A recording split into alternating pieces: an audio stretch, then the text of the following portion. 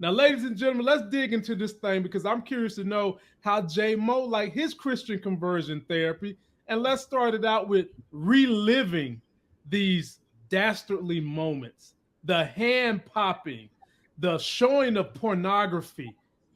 As a Christian, take a look at this. Po Juke. Not ashamed because they lay together in matrimony and harmony as man and woman. Oh, wait. This pain pales in comparison to an eternity in hell, Sister Kenya. God wants to help you. Jay, I'm going to be a representative of God, and I want to help you. Whatever your afflictions are, Jay, let me get my ruler. Let me beat the hell out of you, Jay. Whatever your afflictions are, whether you love to eat pie, I'm gonna run a continuous loop of Papa John's and hold your head and make you look at it as I pop your head and tell you that that is the fruit of the devils. So you won't eat that mess no more. So J Mo, tell me how you like your Christian conversion therapy. And this is the moment that turned Juke up that we all been waiting for. Man, she lucky they didn't have the big spoon and fork on the wall up in there to get whack her with. Back in the day, everybody had the big spoon and the fork on the wall. And the fan too. And the big fan. Right. Yeah, the big fan on the wall. Exactly. So yeah, but you know, I never seen or heard of that type of conversion therapy. And I have asked around, and I never saw getting whacked and watching porn or heard of that, but I don't know. It happened in Utah. Jay, it happened in Utah. It was a big yes. Well, yes. I'm talking about the black church, but you know, the Mormons, you know, they gotta wear special pajamas and stuff at night and things. So, you know, ain't no telling what some of the things hey, look into it. It's real. They wear like a little thing or something. But anyway. Jay, all you got to do is ask Ime Udoka's jump off. She's Mormon. Remember? She said she's she more like more men. That's right. what she is. More men. That's what I'm about. More men. That's what she was saying. She wasn't saying she a Mormon. She was saying, I'm more men. I'm pro more men. But no, man, this was crazy. And this type of thing usually backfires, and the person usually has the opposite effect of instead of embracing what you're trying to do, they then attack or, you know, get away from you, and the message is lost. And the whole thing was a setup to begin with. She thought she was coming to chill. Next thing you know, it's the Drop Squad. Remember Drop Squad with Spike Lee, and they catching all the sellouts and making them watch pro-black. Yes. That's what this was. They gonna make her watch how to do it, you know, the right way, Adam and Eve way, and not you know, Eve and Yvette or whatever they put. Adam and Steve. Oh no, that's right. They did have Eve and I don't know what you would call her counterpart up in that piece. But Monique, did you notice the look on Juke's face when they was beating her hand as she's looking at her mom? She's like, "Mommy," she's reaching, "Mommy, save me, Mom." And look in the background, Monique. Look in the background underneath the lamp. You got them ghosts like it's Halloween and shit underneath the lamp, raising their fingers up and raising the hand, praising. I mean, it was quite traumatizing. And the fact that this really does happen in real life, they do have conversion camps, especially back in the 80s and 90s. When you know we weren't so liberated and free, it was definitely prominent. Back then. So sadly, a lot of children did go through this and were traumatized, sadly, even by their own family. Right. Some people thought I don't think every parent knew sometimes what was really happening, but nonetheless, really unfortunate. Now, speaking of the background, did you guys peep that the boy. guy the boy that went on a date with Juke was there? Yeah, he was there. Yep, he was there. So did he really like her, or was this all a ploy, or did they force him to come, there? They never was showed how they know what's up with her. It was just Right. weird that he was there. It caught me off guard that he was there, and they didn't do any type of camera panning to him to show discomfort. I'm surprised they didn't do that. But and it's weird to me that they knew. Like, how did they know that she's gay? I mean, she went on a date with the Christian dude in the church. It wasn't clear. And right. Yeah. And last episode, right. And in last episode, Kenya saw him stepping to her and them kind of kicking it with each other. So how all of a sudden do you just assume, and when you make an assumption like this, that you're going to tie somebody up, hold their head, and beat their hand every time they see woman on woman action, that is a serious allegation. Okay. So how did you know that it was going on? But ladies and gentlemen, to give us some more clarity on all these things, we have several questions about.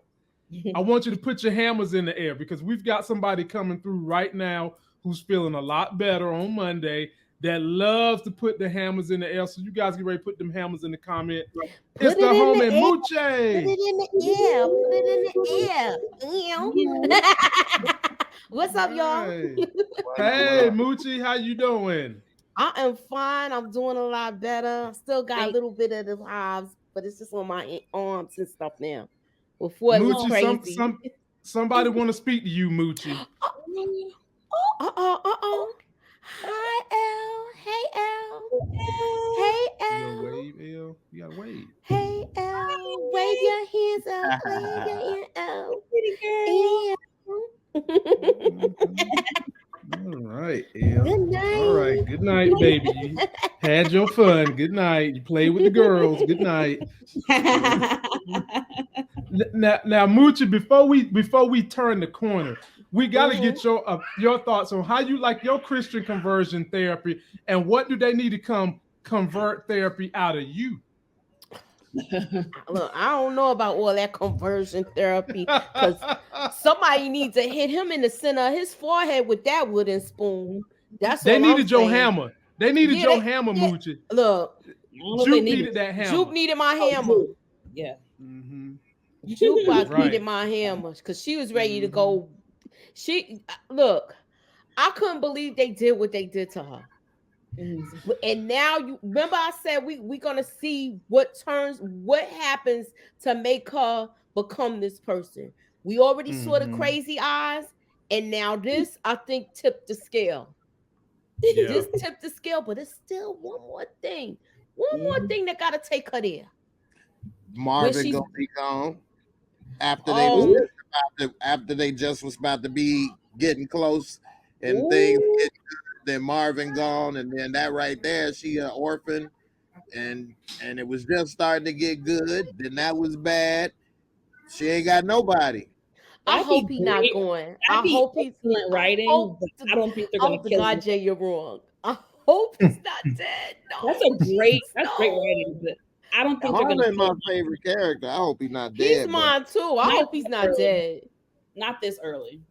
Ladies and gentlemen, I can, with 100% accuracy, tell you right now, spoiler alert, Marvin is not dead. I agree. He's not dead. I agree. He's not dead. Not yet, I don't think. But I think episode 10, he in trouble. I know who is dead, though.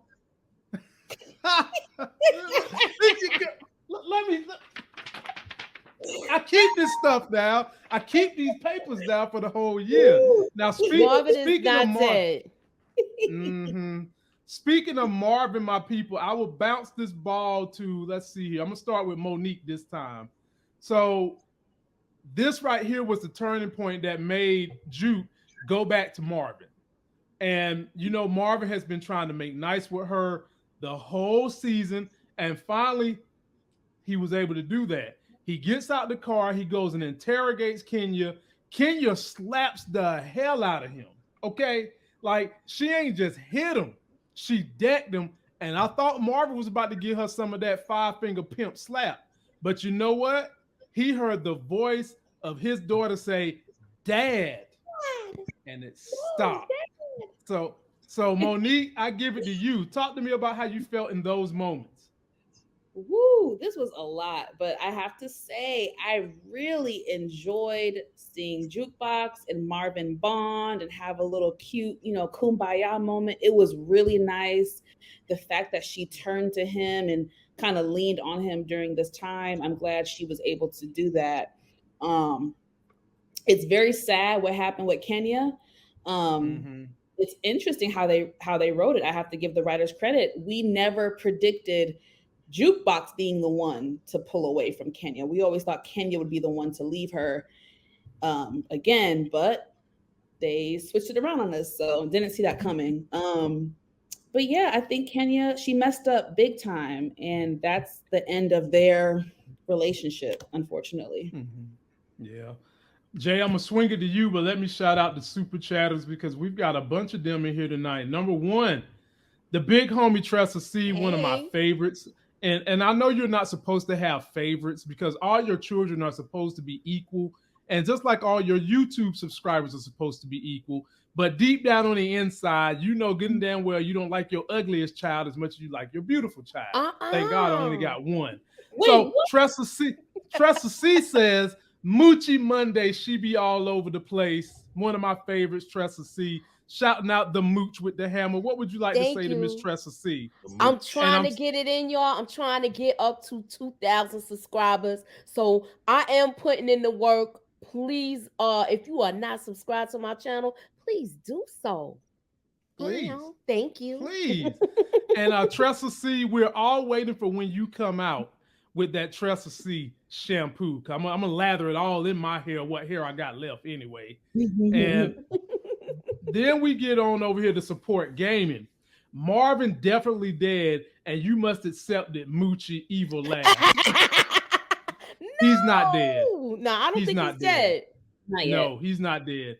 He is not dead, not at all. And then last but definitely not least, the family, DeMarcus Vaughn. Jukebox had a flashback and thought Marvin was going to choke Kenya out. She probably did. She probably did. I agree with that. I'm 100% sure she did. And to save Daddy from getting in trouble, anything like that, Daddy, come on back over here, honey. Come on back over here. So, J-Mo, pick up on that scene. How did you like the way daughter saved Daddy from beating up Kenya? Yeah.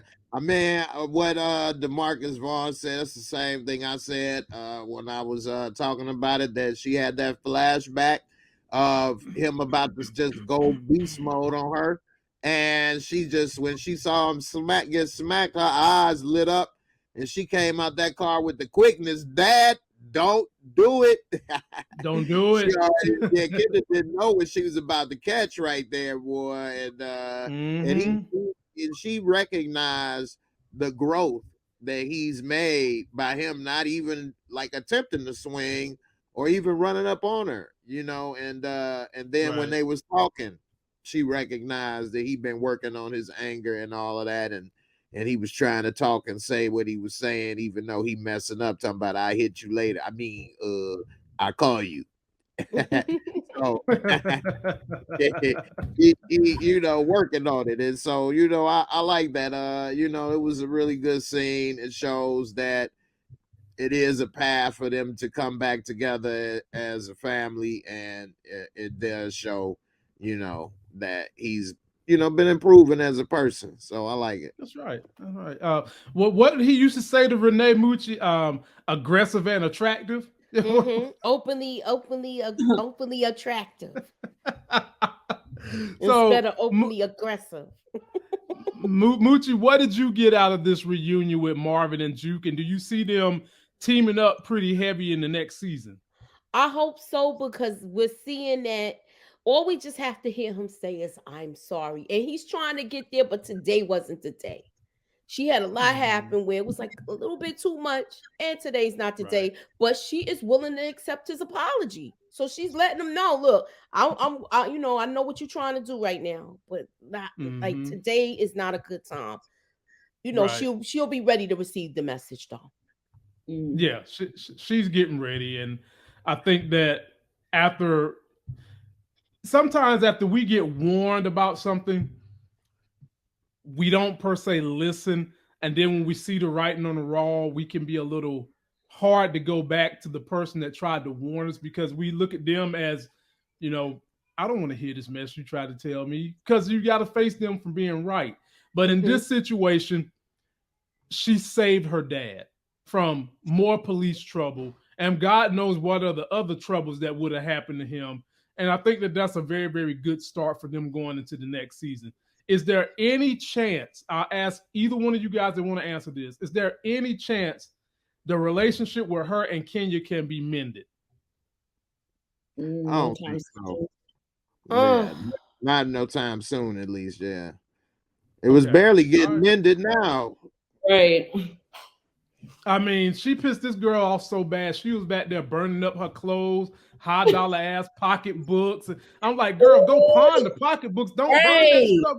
Go pawn it or something, man. Get the money, burnt up some high-end clothes. Nice stuff. She was going to Lord and Taylor and all these stores. Bloomingdale. And these are stores that she was probably boosting from when she was doing all of that. That part. You could have sold these clothes or did something with them. I don't know. And she did used to sell clothes because we saw her doing it last season. Exactly. That's why the guy said, "Oh, Juke, you buying clothes now? You got money now?" Right. Exactly.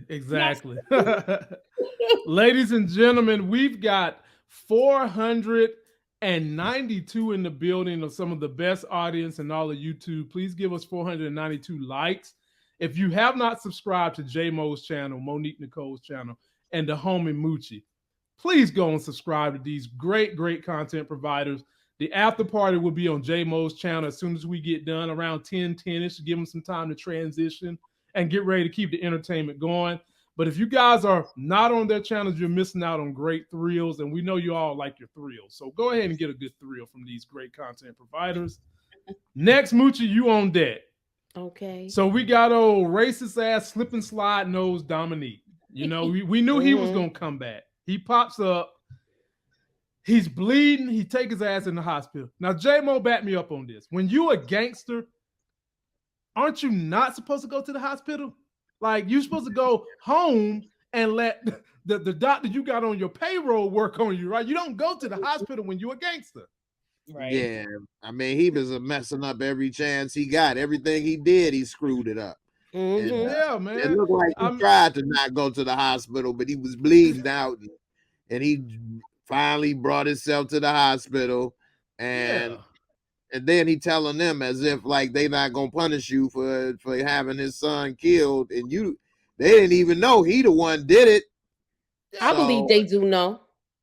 Think so? Okay. I believe they do because remember when the dentist was in the hospital, he told the cops everything. Look, I didn't even shoot the other guy. The other guy shot him. Right. Yeah, so they shouldn't be blaming Marvin as much as they are. I mean, he's saying because Marvin didn't go through him, so now that's his death. I mean, they could have, if Rock would have handled it differently, I think they could have dropped off $1 million or something and called it a day.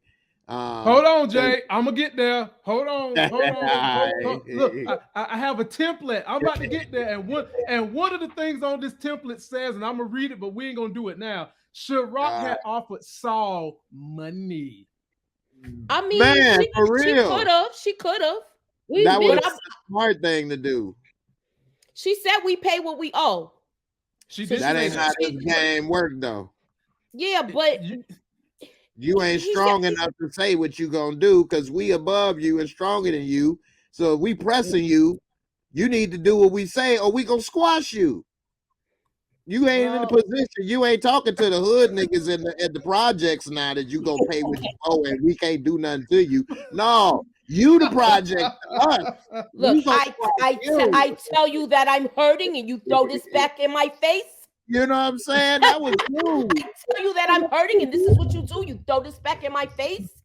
You, Well, we might as well just go and talk about it right now. Okay, Butch, I'm gonna let you get it. It ain't nothing interesting. No, her son is the mess. He even admitted, look, I know my son messed this up. Look, once he knew Dominic was there, he knew that it was all messed up. right? It was sticking his nose in that business. Yes, man, old racist ass Pinocchio. Get out of here, man. I'm glad he's dead. If they were gonna kill him, I was gonna kill him.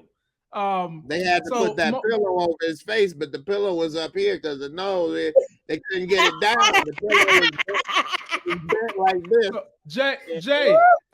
Jay, I'm not saying I've been involved in these situations, but when you got somebody who got a Scottie Pippen nose, what you do is you get a paper clip and you get one of those old clothes hangers like I used to have back in my day. You put that on the nose, and then you go ahead. Yeah, then you go ahead and you kill them with the rest of the pillow. That's how we used to have to do it back in the day. Oh, that sounds very specific. Look, I mean, I seen it somewhere. That's all I'm saying. We've been hearing a lot of people tell how to do some crimes. A couple weeks ago, it was somebody saying it take long for you to choke somebody out. Well, actually, if you apply enough pressure, it takes about 2.2 seconds. I've heard. Yeah, I've heard. That's all I know. You see the body go limp, and in some cases, you hear them MFers pass gas. I mean, I've heard. According to Netflix. No. Yeah, exactly. Exactly.